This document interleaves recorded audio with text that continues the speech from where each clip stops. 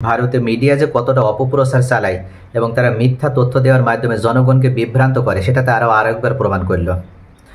অর্থাৎ ইতোমধ্যে তারা এই যুদ্ধ চলাকালীন পাকিস্তান যে এতটা আক্রমণ করেছে, পাকিস্তানে আক্রমণ করতে যে ভারতীয় সৈন্য অসংখ্য সৈন্য নিহত হয়েছে এবং পাকিস্তানের আঘাতে পাল্টা আঘাতে ভারতের যুদ্ধবিমান ভূপাতিত হয়েছে, ভারতের বিভিন্ন জায়গায় ক্ষয়ক্ষতি হয়েছে, এটা তারা কখনো প্রচার করেনি। তারা একইভাবে ভারতের অভ্যন্তরে মিডিয়াগুলো নিয়ন্ত্রণ করে তারা শুধু প্রচার করেছে যে পাকিস্তানের ক্ষয়ক্ষতি হচ্ছে, পাকিস্তানের এটা হয়েছে ওটা হয়েছে, নানান কথা তারা প্রচার করেছে। কিন্তু নিজেদের ক্ষতির কথা তারা একটি বারের জন্য কোনো মিডিয়াতে প্রচার করেনি বা প্রচার করতে দেয়নি।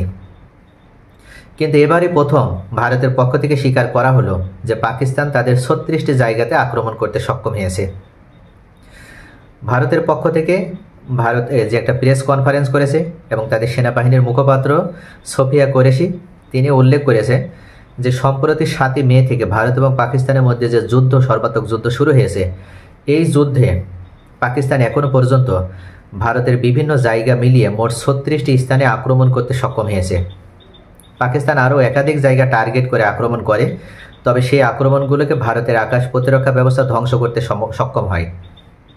কিন্তু এইগুলোর ফাঁক দিয়ে অর্থাৎ আকাশ প্রতিরক্ষা ব্যবস্থার দুর্বলতা ব্যবহার করেও বা আকাশ প্রতিরক্ষা ব্যবস্থার পাশ কাটিয়েও পাকিস্তানের বিভিন্ন যুদ্ধ বিমান, মিসাইল এবং ড্রোনগুলো আর ভারতের অভ্যন্তরে 36টি জায়গায় হামলা চালাতে সক্ষম হয়।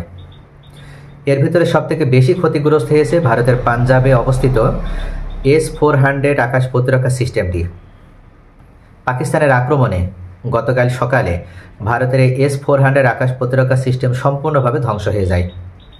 শুধু তাই নয়, এখন পর্যন্ত পাকিস্তান ভারতের অভ্যন্তরে প্রায় 500টির মধ্যে ড্রোন হামলা চালিয়েছে এবং এই ড্রোন হামলার জন্য তারা ব্যবহার করেছে TBT বাইরাক্তার ড্রোন এবং আকিঞ্জি ড্রোন। এই ড্রোনের মাধ্যমে তারা ভারতের অভ্যন্তরে বিভিন্ন বিমান ঘাঁটি, বিভিন্ন অস্ত্র গুদাম এবং অস্ত্র সংরক্ষণাগারগুলো লক্ষ্য করে তারা এই হামলা চালিয়েছে। শুধু তাই নয়, সেনা ঘাঁটিগুলো লক্ষ্য করে হামলা চালানো হয়েছে এবং বেশিরভাগ হামলাগুলোই ভারতীয় সেনাবাহিনী এবং ভারতের প্রতিরোধ যোদ্ধারা তারা প্রতিরোধ করতে সক্ষম হয়েছে, কিন্তু কিছু কিছু ড্রোন তাদের টার্গেটে আঘাত করতে সক্ষম হয়েছে। তার ভিতরে আজাদ কাশ্মীরের একটি বিমান ঘাঁটি সম্পূর্ণভাবে ধ্বংস হয়ে গিয়েছে। পাকিস্তানের ক্ষেপণাস্ত্র হামলায় এই আজাদ কাশ্মীরের বিমান ঘাঁটিটিতে মনে করা হয় যে এখানে ব্রহ্মস্ত্র বা ভারতের যে ব্রহ্মস্ত্র অর্থাৎ দূরপাল্লার যে ক্ষেপণাস্ত্র, সেই ক্ষেপণাস্ত্রের এখানে গুদাম ছিল এবং সংরক্ষণাগার ছিল। এই ক্ষেপণাস্ত্র গুদাম এবং সংরক্ষণাগার পাকিস্তানের আক্রমণে সম্পূর্ণভাবে ধ্বংস হয়ে যায়। এটা ভারতের পক্ষ থেকে স্বীকার করা হয়েছে। শেষ পর্যন্ত ভারত প্রথম থেকেই তথ্য গোপন করার নীতিতে এগোচ্ছিল, অর্থাৎ তারা কোনো সঠিক তথ্য প্রকাশ করতে দিচ্ছিল না বা প্রকাশ হতে দিচ্ছিল না। কিন্তু এখন যুদ্ধবিরতি কার্যকর হওয়ার পর ভারত অবশেষে স্বীকার করতে বাধ্য হয়েছে যে তাদের 36টি জায়গায় পাকিস্তান সর্বাত্মকভাবে এবং সফলভাবে আক্রমণ চালাতে সক্ষম হয়েছে।